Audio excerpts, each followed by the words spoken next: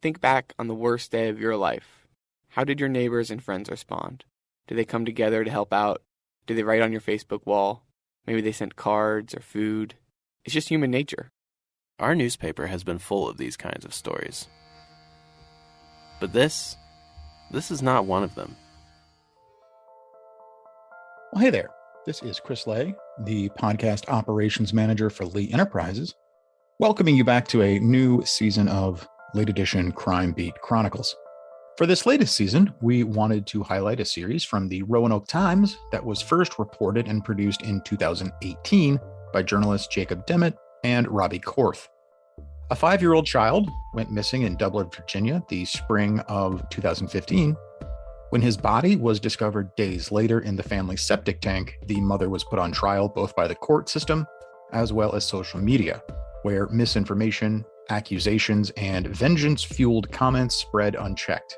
It's a tragic story, to be sure, but Roanoke Times reporters Jacob Demmett and Robbie Korth went to great lengths to capture a well-rounded narrative that explores the ways a community ultimately failed one of their own, while also touching on broader implications like the effects of Facebook, the stigma of drug addiction in rural America, and the distortion of facts.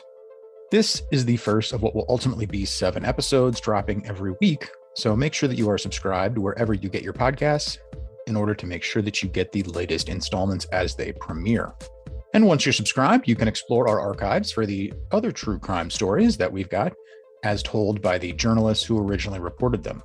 We will make sure to include links to relevant articles from roanoke.com in the show notes. And finally, if you appreciate what we're doing with this program, we heartily encourage you to invest in local journalism and support the Roanoke Times or whichever newspaper it is that serves your community. Thanks for listening. And here is the first episode, Small Town Angel, which was first produced in 2018 by Roanoke journalists Jacob Demmett and Robbie Korth. The Roanoke Times covers a region of about a dozen counties in mostly rural southwest Virginia. It's home to a city of about 100,000 people and a hodgepodge of small, tight-knit communities scattered around the Blue Ridge Mountains. It really is a pretty idyllic place. But as local reporters, we don't get to spend much time soaking up the good vibes at work. We tend to see people on the worst days of their lives. The day a college student goes to jail for causing a fatal car wreck. The day a mother learns her 13-year-old daughter has been murdered. The day a local factory lays off 500 workers shortly before Christmas. Or a teenager falls from the top of a local waterfall. It's difficult to call these families and pry into the nitty-gritty details of their personal hells. But we also get a front row seat to the healing that usually happens next. Every time a family makes the news, our community mobilizes. We hold candlelight vigils, we pin ribbons to our shirts and put stickers on our cars. We make casseroles for each other and set up crowdfunding campaigns. We organize 5Ks and hold days of remembrance years later. We just come together. And I don't think Southwest Virginia is unique. Think back on the worst day of your life. How did your neighbors and friends respond? Did they come together to help out? Did they write on your Facebook wall? Maybe they sent cards or food. It's just human nature. Our newspaper has been full of these kinds of stories. But this is not one of them.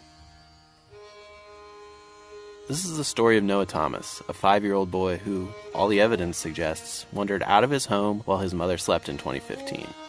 He fell into a septic tank and drowned. But more than that, it's a story about his parents, who were blamed for his death, scorned by their community during their darkest hour, and tossed aside online as white trash drug addicts.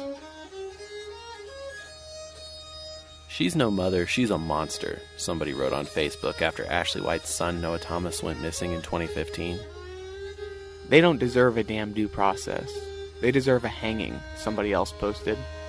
We're not cherry-picking here. These comments are everywhere. "She does not even deserve the air to breathe. Hope someone beats her ass when she is there. Sorry excuse for a human and for a mother." You are a sack of crap. I hope if you don't get the death penalty, the inmates in prison find out what you have done and make your life a living hell, just like it was for poor little Noah. That one ends with 2 exclamation marks. The response wasn't just online. In reporting this podcast, we've heard conspiracy theories and myths about what happened the day Noah died. There's been name-calling and stereotyping. I sat through 5 days of trial, heard all of the evidence, talked to the prosecutor about the case, and I still walked away with a lot of unanswered questions about Noah's death. But the bigger question I just can't shake is what happened to this community? Why are people calling for a courthouse hanging instead of sending casseroles?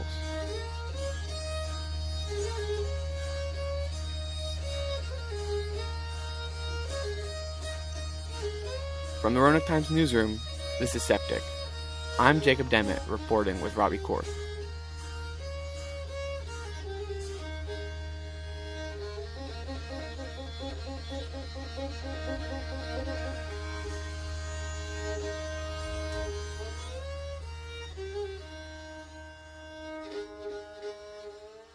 There's a pretty ordinary place tucked in the mountains of southwest Virginia called Pulaski County. The county is home to a Facebook group that's basically a digital memorial for one of its favorite sons. It's called Noah Thomas, Our Small Town Angel. The page has 20,000 likes. For context, Pulaski County has about 34,000 residents.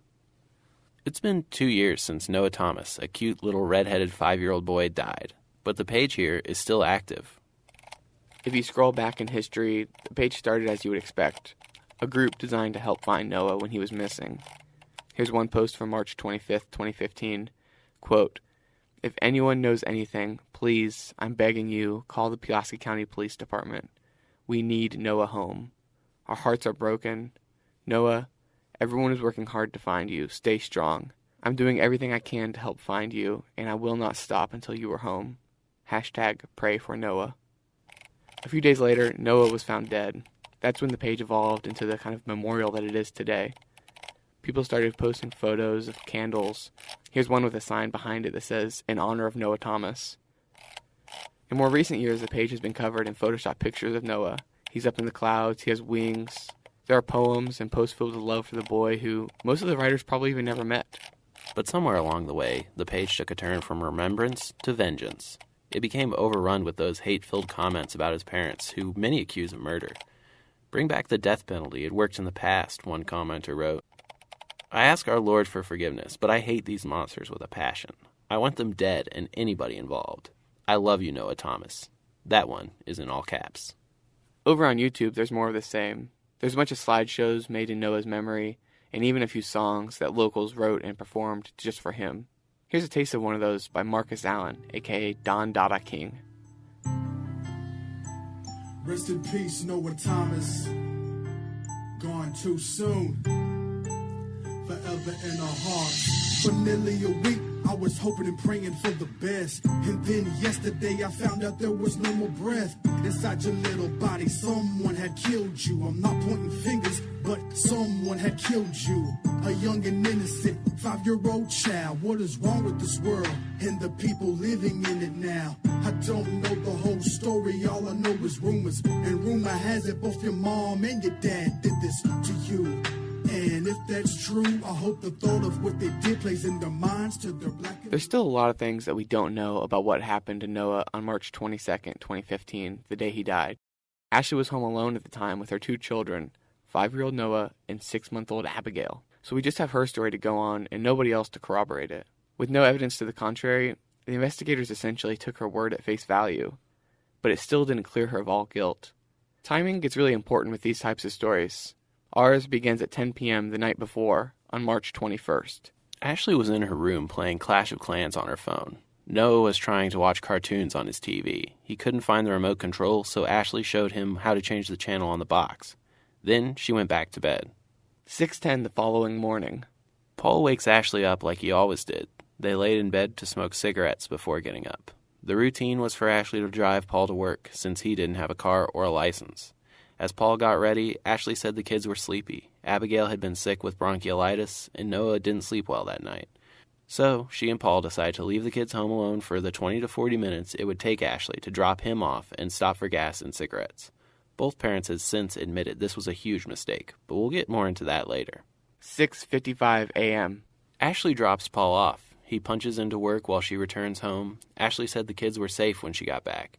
She and Noah snuggled in the bed for a while, but he didn't want to watch the show Ashley had on, so he went into the living room to watch cartoons. Ashley fell asleep. 10:30 a.m. Ashley wakes up when Abigail begins crying. Ashley walked into the living room to find the TV on and the front door open. Her son Noah was gone. Now, this is about the time we wanted to introduce you to the child at the center of the story, but that's hard. Noah was only 5 years old when he died, so there aren't a whole lot of people who can speak on his behalf. Instead, we have a lot of family photos that eventually wound up in the evidence file. There's one of him holding a basketball trophy. His mom said he used to get in trouble for talking in school, and when that would happen, she would take away his trophy. He hated that. There's another one of him holding Abigail. He was nice to her, his mother said. He used to sneak into her bedroom at night just to watch her sleep. There are a lot of photos of Noah outdoors where neighbors say he played often. He lived near a farm and loved looking at all the equipment.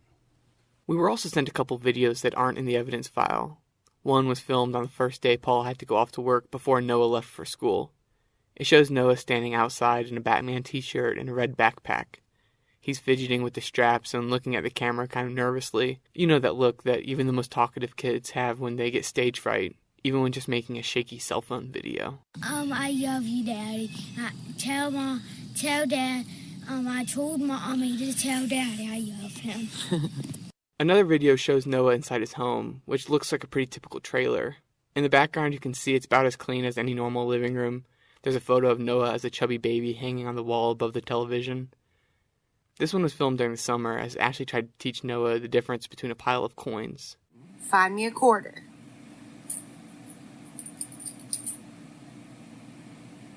Quarter. Show it to the camera. Good job. All right, find me a nickel. It's smooth white. It was smooth. Smooth nickel. Smooth nickel. Find me a penny.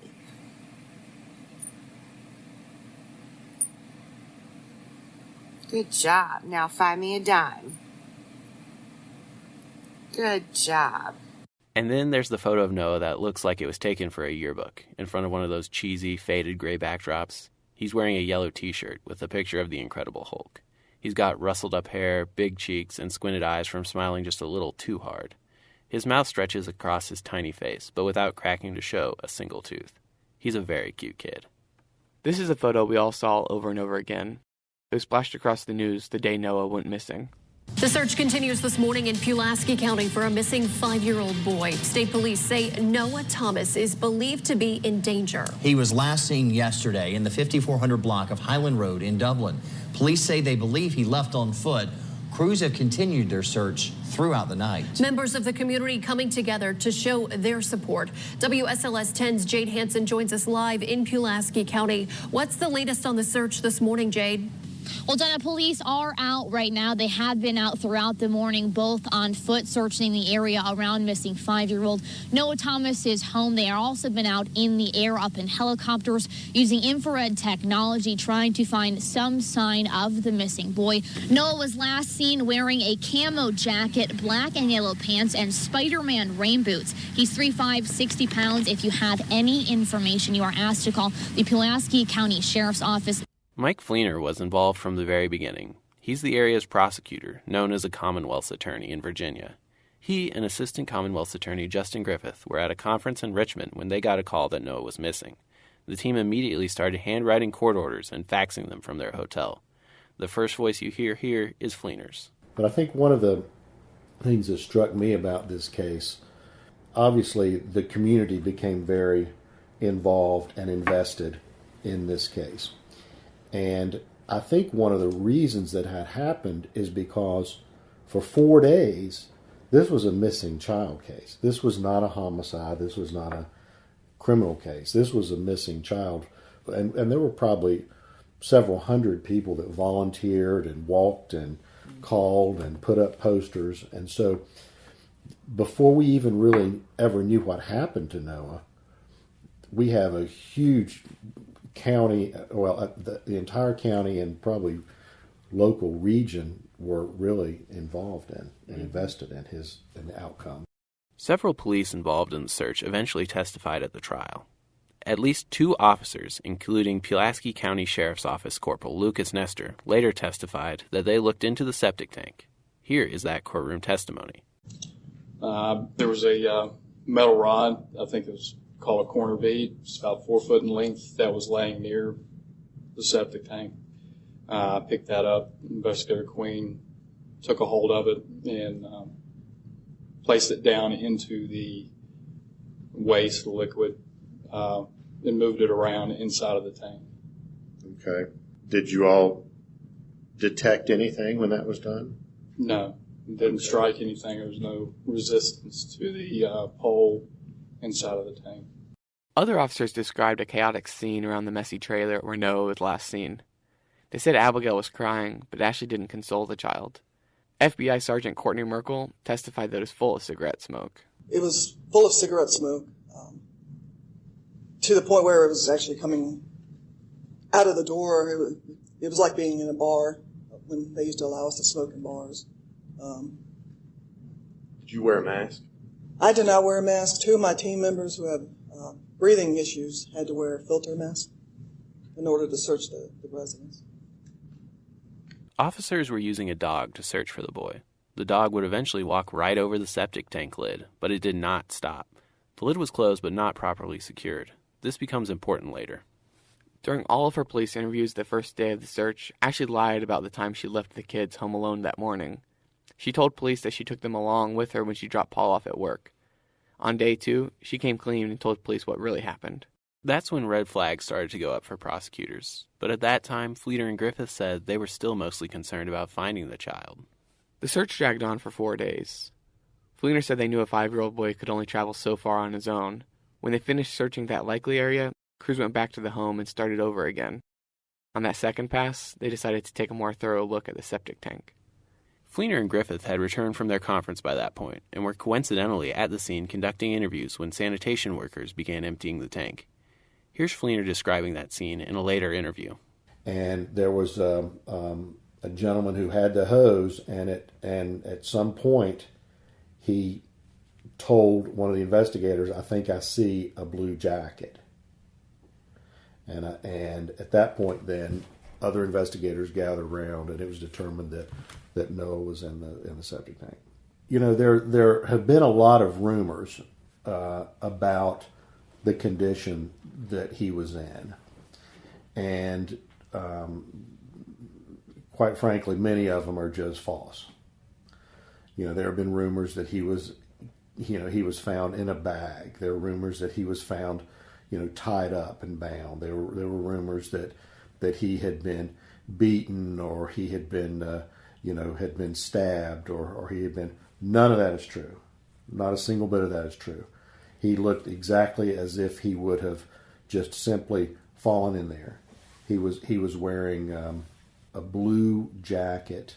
He had on a little miniature sports jersey. I believe it was the San Diego Chargers jersey, and rain boots. That's right. And I don't remember exactly what kind of pants he had, but they were little blue pants.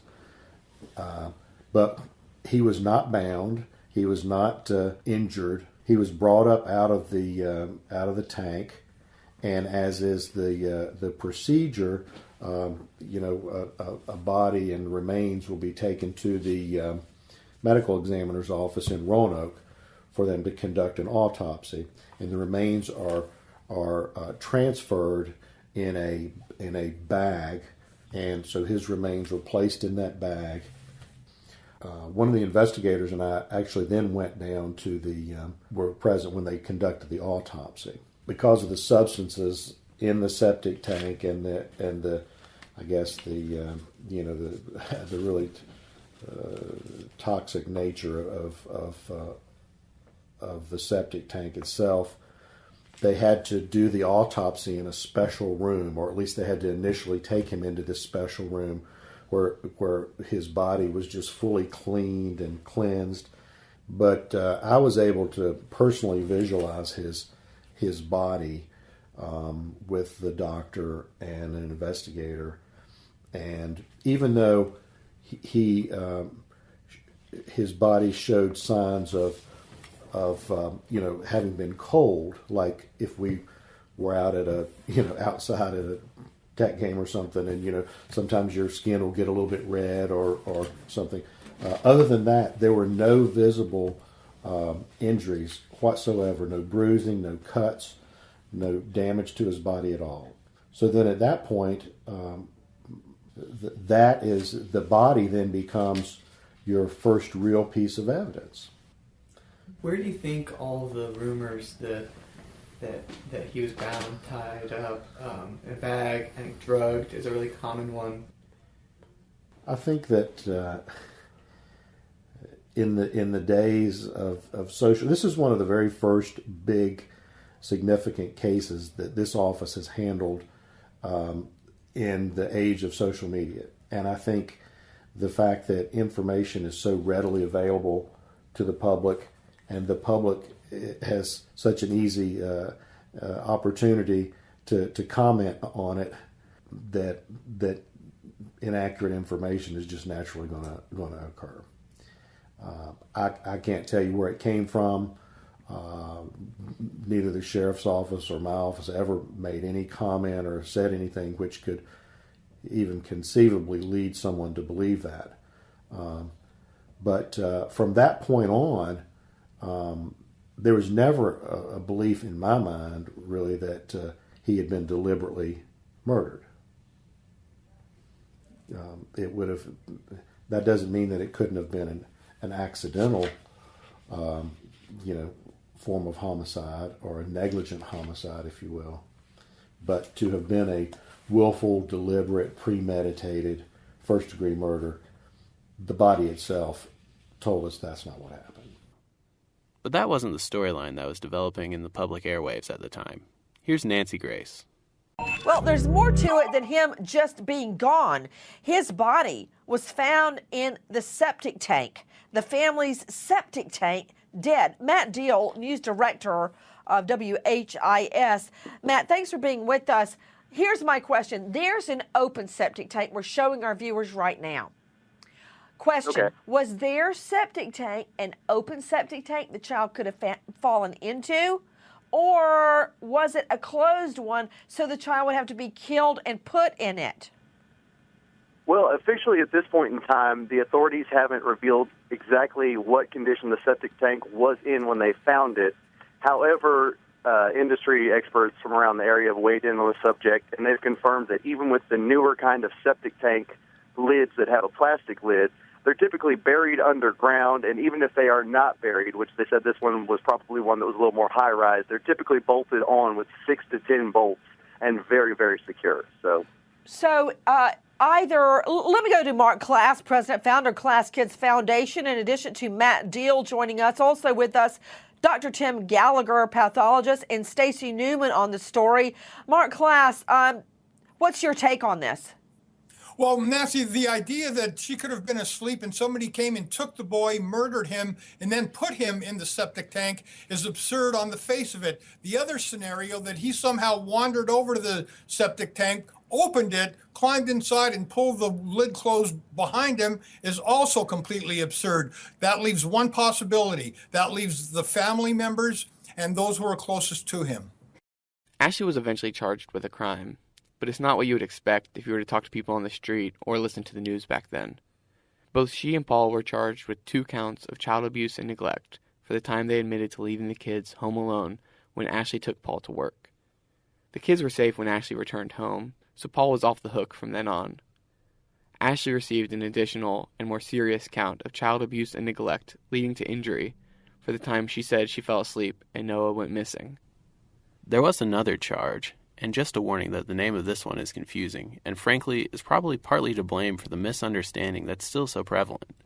Ashley was charged with felony homicide, which is different from what you might think. In Virginia, felony homicide is a charge resulting from when a person dies accidentally while someone is committing another crime. So the prosecution's theory was never that Ashley killed her son and put him in the tank. Instead, it was that he died accidentally while she was committing another crime, child neglect. And the felony homicide charge didn't stick. A judge tossed it out before it even got to a grand jury. What was left were the child abuse and neglect charges. Here's Assistant Commonwealth's Attorney Justin Griffith. Once we boiled down what we thought Ashley's was the most truthful version that Ashley gave us, we had evidence that, per her own statements, she left a 5-year-old and a 5-month-old alone in a house. So then we had to determine, is that in and of itself a crime? Were the outlets plugged, the doors locked, the cabinets locked? Were they confined to one room? Was there a monitor? Was the neighbors supposed to watch to see if they came out? And none of that was the case. It was actually the opposite. The house that they were left in, when we broke that down, it was dangerous for a 5-year-old and a 5-month-old, even if both parents were awake and watching the child. At trial, the court learned that there was used drug wrappers laying in the floor, there were cigarettes laying in the floor, there was bleach left in the floor, there was calamine lotion laying around on the floor, there was unsmoked marijuana in the house. So that, we thought, alone, being left alone in a house of that condition, was criminal. Then when we speak to the parents, we learned front doorknob didn't work properly. They knew that. They told us that. Noah knew how to open and close the door on his own. We know that because they told us. He would want to go outside. We know that because they told us. We weren't filling in the gaps with our own theories. We were using the parents' words that they told us. And then we realized, we're going to be able to convict both of the parents for a Class 6 felony on child neglect for leaving them alone. And then we had to analyze, once Ashley comes back to the house, according to her own words, both of the children were alive and well. We have no evidence to rebut that from any other outside source. So at that point, once Ashley returns, Paul kind of becomes off the criminal hook because Ashley's at home with the children. So Paul was charged with those 2 counts for leaving the infant and Noah alone. So then we had to focus on, how do we factor in Noah passing away, knowing where he was? What was Ashley's version of that? Well, she didn't simply say, she fell asleep and she woke up. She described intentionally wanting to fall asleep, being in the bedroom. And then you factor in the front doorknob, the fact he goes outside, the fact she knew there was a septic tank there. We know this because she tells us all this. He had stood on that lid before. She had yelled at him for doing that. She had told him not to stand on that lid before. It wasn't just simply a mother falling asleep. It was a mother choosing to render herself in a condition that was unable to supervise her child in a dangerous environment. And we did conclude that because she rendered herself in that condition, and then he ultimately went outside and she knew he was capable of doing that, we were going to be able to convict her of a 3rd count and a higher count of child neglect that resulted in his death. If you talk to most people in Pulaski all these years later, you're not going to hear those legal nuances. What you'll hear sounds much more sinister, and many will likely tell you involves murder. We're going to explore these misconceptions, where they came from, what they've done to this community, and Ashley. We're also going to raise a lot of questions about a parent's responsibility to care for their children, and when an accident becomes something else. As we reported this story, it was abundantly clear that this community has still not healed. There is still so much anger festering over this case. But not everyone has taken to the internet to deal with their grief. Carlos Tapias, who runs the plastics factory where Paul Thomas worked, had a child around Noah's age when he died. Carlos went to the boy's funeral and was so moved that he promised Noah that day he would do something to improve the community. He organized a small team and began quietly working away.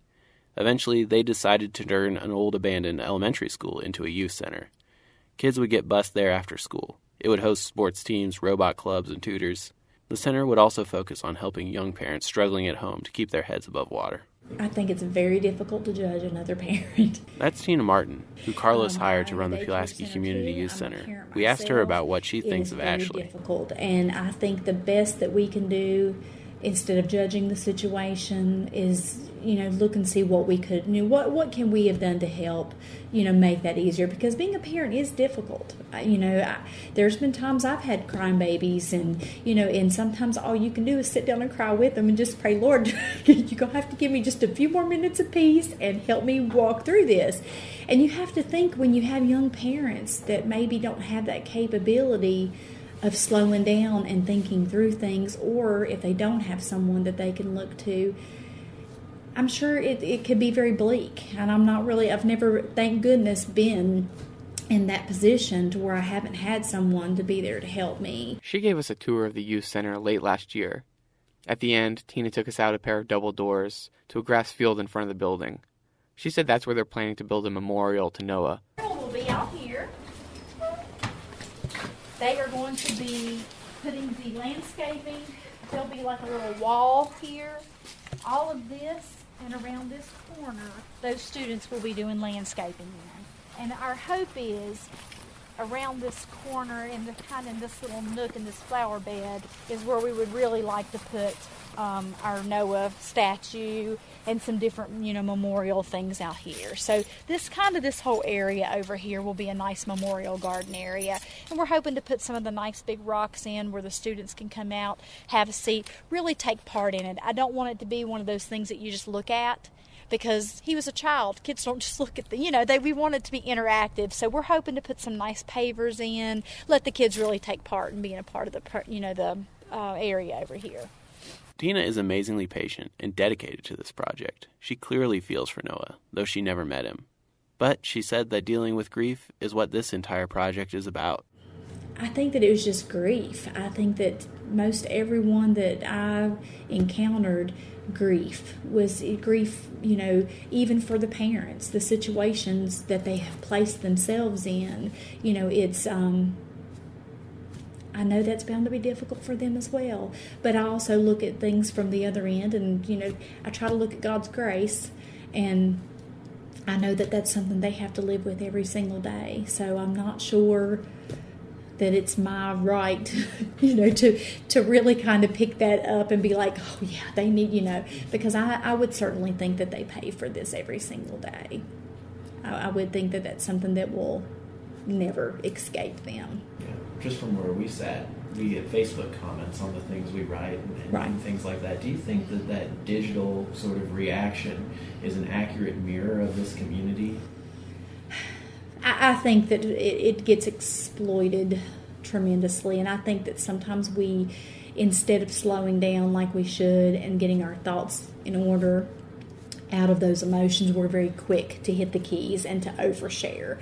I don't think that people would say half of the things that they say on Facebook in person to other people, and I think there's something to be said for that time of quiet to just think through before you say things. So I don't think that has a whole heartbeat on our community. I really don't. I think that a lot of that is, and grief sometimes makes you angry. I don't know that that's an accurate, to how most people feel. I think that sometimes that's an outlet for people, probably not the most appropriate outlet, but we tend to get the raw end of that and maybe not the thought through, conclusion. So here we are kind of a few years separated. Right. Is what you're doing, is that the next stage of grief, I guess? I hope so. I hope that everyone will get to that point where instead of, having the anger and continuing in the grief, I want to see a healing process, as I feel like, Mandy and some of the other folks I'm sure in their family want to see that healing process, and I think this is part of it. And through that grief and sadness that I'm sure we'll all always feel, I want to know that something good came out of this, and I know that my employer, that's very important to him. He wants to make sure that that young man's life is not lost in vain. Something good. Maybe we save, even if it's just one other life. One life is so important. So I think that this is how we're dealing with our grief. We're trying to get to that other side and find that healing with it. And hopefully the community will too.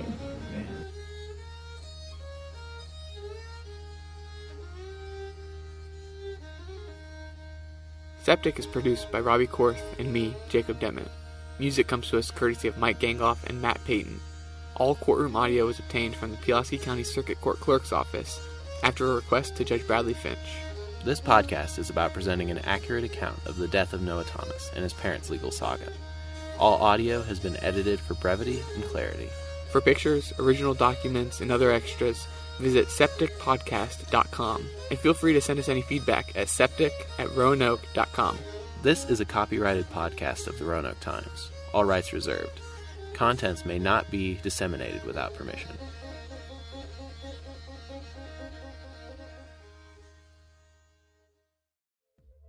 Well, thank you for listening to the first of what will ultimately be 7 episodes. So please subscribe wherever you get your shows to guarantee that you'll get the latest installments as they premiere. Also explore our archives for other true crime stories as told by the journalists who originally reported them. We'll include links to relevant articles from Roanoke.com in the show notes. And finally, if you appreciate what we're doing with this program, we encourage you to invest in local journalism and support the Roanoke Times or whichever newspaper it is that serves your community.